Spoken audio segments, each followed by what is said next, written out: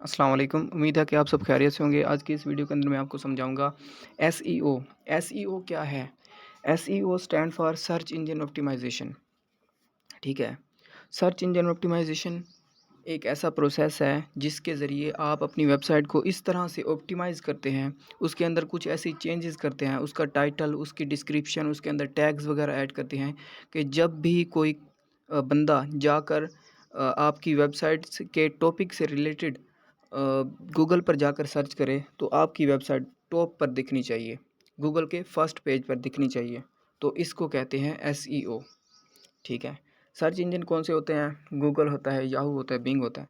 तो हम इस कोर्स के अंदर यूज़ करेंगे गूगल, क्योंकि गूगल एक ऐसा वाहिद सर्च इंजन है जो सबसे ज़्यादा यूज़ किया जाने वाला सर्च इंजन है, ठीक है। तो जब आपकी वेबसाइट हाई रैंक में आएगी तो उस पर ज़्यादा से ज़्यादा ऑर्गेनिक ट्रैफ़िक जनरेट होगी, ठीक है। ऑर्गेनिक ट्रैफ़िक वो ट्रैफ़िक होती है जो कि बग़ैर एडवर्टाइज़मेंट के आप अपनी वेबसाइट पर जनरेट करवाते हैं। तो उसका आपको बेनिफिट क्या होगा? अगर आपकी वेबसाइट सर्च इंजन में फर्स्ट पेज पे आती है, तो उस पर ज़्यादा से ज़्यादा यूज़र आएँगे, ट्रैफ़िक आएगी, तो वो ज़्यादा से ज़्यादा आपकी प्रोडक्ट सर्विसेज़ को अ, हासिल करेंगे। तो जब वो ज़्यादा से ज़्यादा सर्विसेज़ या प्रोडक्ट को हासिल करेंगे, तो आपको ज़्यादा से ज़्यादा लास्ट में रेवेन्यू जनरेट होगा। आपकी जो कस्टमर हैं, क्लाइंट्स हैं, वो आप पर ट्रस्ट करना शुरू हो जाएँगे और आपकी वेबसाइट जो है वो आपका जो बिज़नेस है वो सबसे ज़्यादा ग्रो करेगा, ठीक है। उसके बाद आ जाता है why SEO is important. SEO important क्यों है? तो इस पे आ जाते हैं। Increase visibility. अगर आपकी वेबसाइट गूगल के सर्च इंजन में फर्स्ट पेज पे आती है, तो वो ज़्यादा से ज़्यादा कस्टमर्स को दिखाई देगी, ठीक है? ज़्यादा से ज़्यादा यूज़र उसको विज़िट करेंगे, तो इस तरह से आपकी जो वेबसाइट की विज़िबिलिटी है वो बढ़ जाएगी। उसके बाद आ जाता है क्रिएटिबिलिटी एंड ट्रस्ट। अगर आपकी वेबसाइट सर्च इंजन में फर्स्ट पेज पे आ रही है, जो भी सर्च करता है आपके टॉपिक से रिलेटेड, मतलब आपकी वेबसाइट है हेल्थ से रिलेटेड, मैं सर्च करता हूँ मेंटल हेल्थ के बारे में, तो आपकी वेबसाइट फर्स्ट पेज पे आएगी। कोई सर्च करता है कि भाई किसी को स्टोमच का प्रॉब्लम है, उससे रिलेटेड सर्च करता है तो आपकी वेबसाइट फर्स्ट पेज पे आती है। इस तरह जितने भी लोग अगर सर्च करते हैं आपकी वेबसाइट पहले नंबर पर आती है, तो ज़्यादा से ज़्यादा आपका लास्ट में जो रेवेन्यू होगा वो जनरेट होगा। आपका बिज़नेस दिनों में ग्रो करेगा, ठीक है। तो इस तरह जो कस्टमर का या क्लाइंट का जो ट्रस्ट है वो आपकी वेबसाइट पर बढ़ जाएगा, ठीक है। Cost effective. Organic traffic is free and unlike paid advertisement.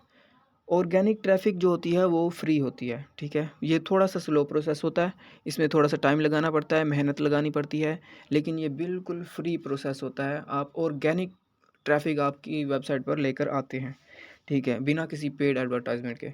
जिस तरह जो डिजिटल मार्केटिंग वगैरह करते हैं, ठीक है, वो क्या करते हैं कि जब भी कोई न्यू वेबसाइट ओपन होती है ना, उस पर वो पेड एडवर्टाइजमेंट उसकी गूगल पर जाकर करते हैं, ताकि उनकी वेबसाइट जो है वो गूगल के फर्स्ट पेज पर आए और उनका जो बिज़नेस है वो जल्दी ग्रो हो और ज़्यादा रेवेन्यू जनरेट हो।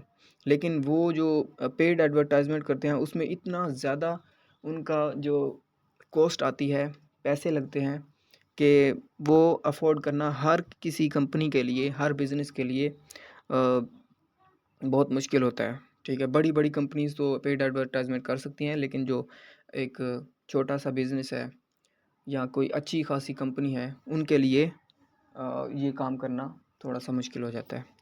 उसके बाद आ जाता है बेटर यूज़र एक्सपीरियंस। जब आपकी वेबसाइट फर्स्ट पेज पे आएगी तो यूज़र का एक्सपीरियंस बढ़ेगा, ठीक है, इसका ये मतलब है। उसके बाद टाइप्स ऑफ एसईओ। एसईओ की कितनी टाइप्स होती हैं?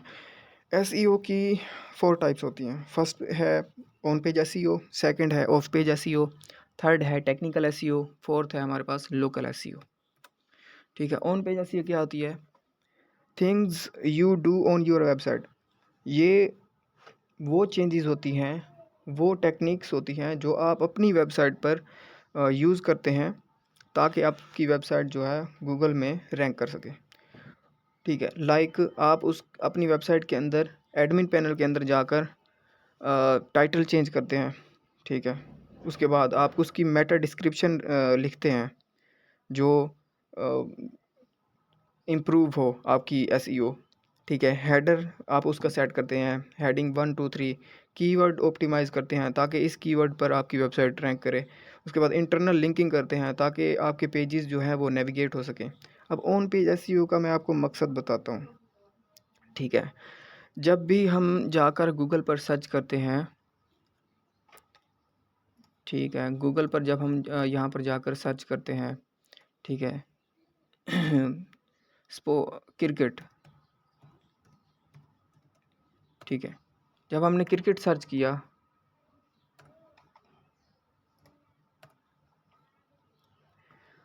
तो यहाँ पर ये जो टाइटल नज़र आ रहा है ना, Cricket Wireless cell phones unlimited plans with no, और ये जो डिस्क्रिप्शन नज़र आ रही है, ये है ऑन पेज एसईओ का पार्ट। ये हम ऑन पेज एसईओ के अंदर सेट करते हैं, और ये जिस कीवर्ड पर रैंक कर रहा है ये भी हम यहाँ पर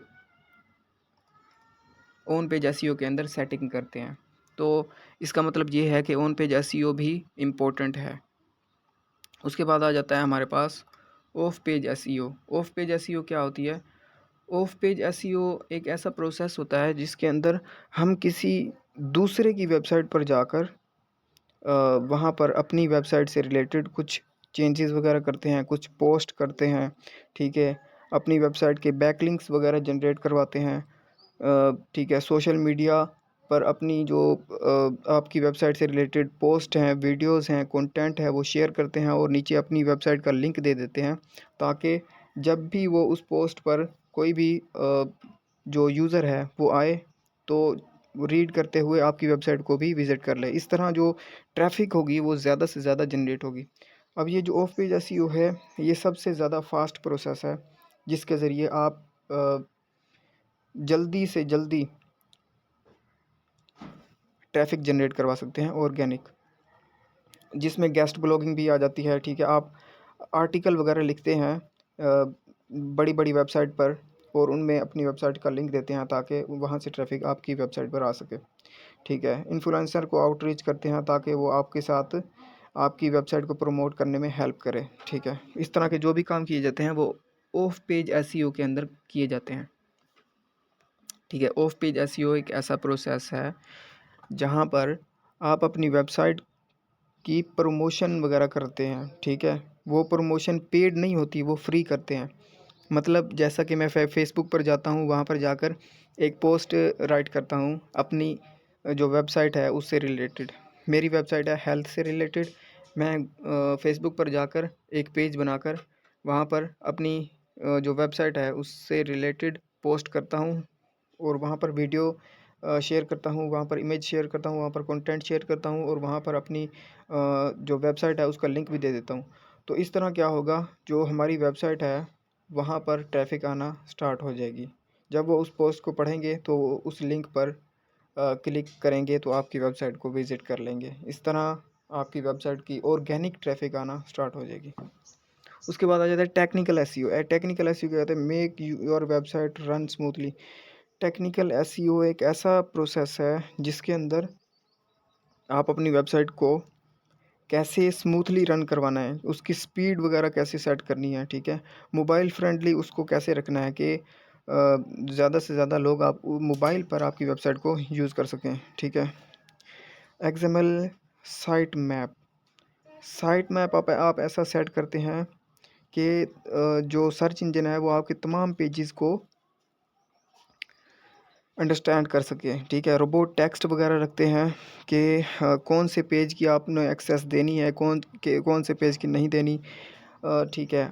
उसके बाद सिक्योरिटी के लिए आप एसएसएल सर्टिफिकेट वगैरह लगाते हैं। तो इस तरह के जो भी काम परफॉर्म करते हैं ना, तो वो होते हैं टेक्निकल एसईओ के अंदर, ये आता है काम, ठीक है।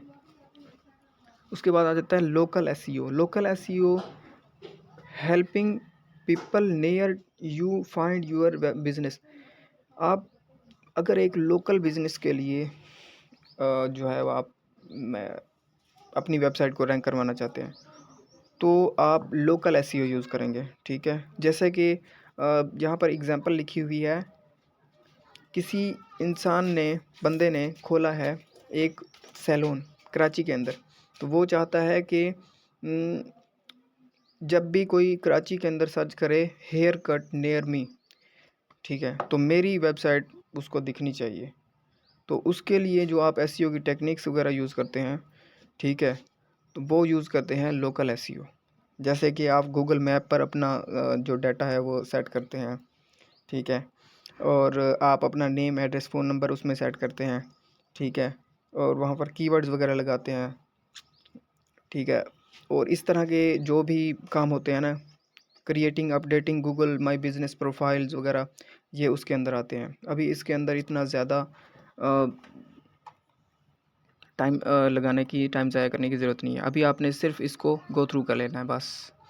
उसके बाद मेन चीज़ आती है सर्च इंजन। सर्च इंजन क्या होता है और सर्च इंजन वर्क कैसे करते हैं? सर्च इंजन लाइक गूगल है, याहू है, ठीक है, बिंग है, ओपेरा मिनी हो गया, और मतलब और जो भी हैं वो सर्च इंजन है। वहाँ पर जब भी कोई कस्टमर आते हैं, जब भी कोई यूज़र आता है, तो वो अपनी प्रोडक्ट या सर्विस से रिलेटेड वहाँ पर सर्च करता है। तो वो वेबसाइट वर्क कैसे करती हैं? वो वर्क करती हैं 3 प्रोसेस उनके अंदर काम करते हैं। जैसे फर्स्ट है search engine use bots to scan your web content. Search engine bots को इस्तेमाल करते हैं आपके जो कंटेंट है उसको स्कैन करने के लिए। मैंने एक वेबसाइट बनाई है ई कॉमर्स से रिलेटेड।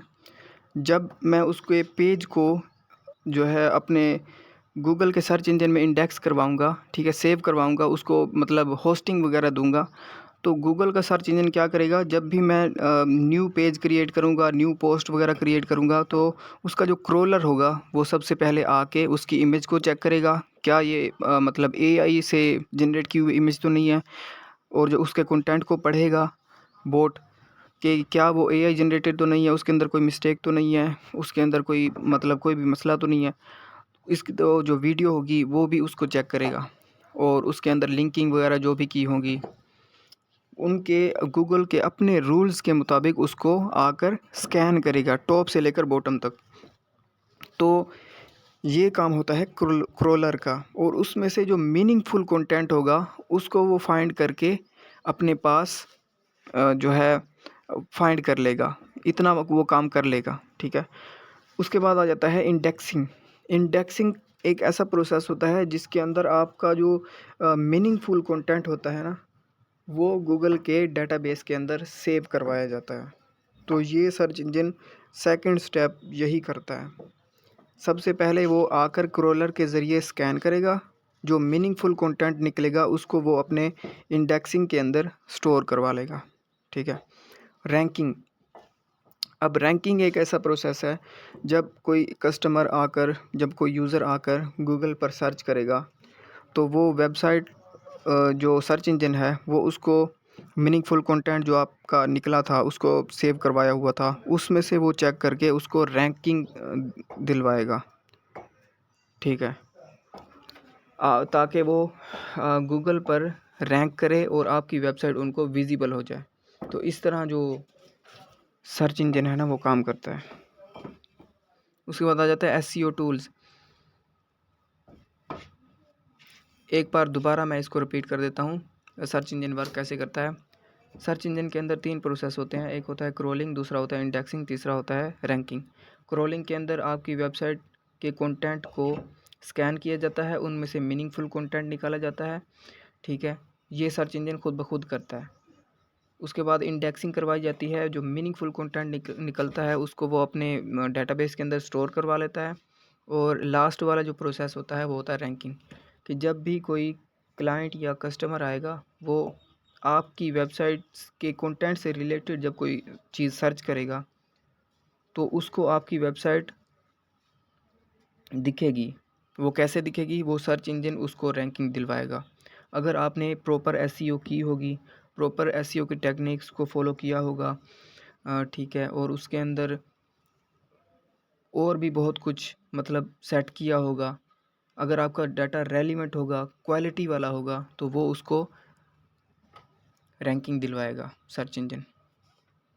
लास्ट में आ जाता है एसईओ टूल्स। एसईओ टूल्स ये आपने सिर्फ इसको रीड कर लेना है, बाकी इसका जो प्रैक्टिकल लेक्चर आएंगे वो बाद में आएंगे, तो आपने उसको देखना है। गूगल एनालिटिक्स ट्रैक और एनालाइज करने के लिए आपकी वेबसाइट की ट्रैफिक को यूज़ किया जाता है। Google search console monitor and maintain your sites present in search engine results. Monitor करने के लिए और मेंटेन करने के लिए आपकी साइट्स को सर्च इंजन रिजल्ट्स में ये गूगल सर्च कंसोल यूज़ किया जाता है। Semrush tool perform site audit and competitive analysis. Site audit आपने यूज़ करना है इस कोर्स के अंदर, ठीक है।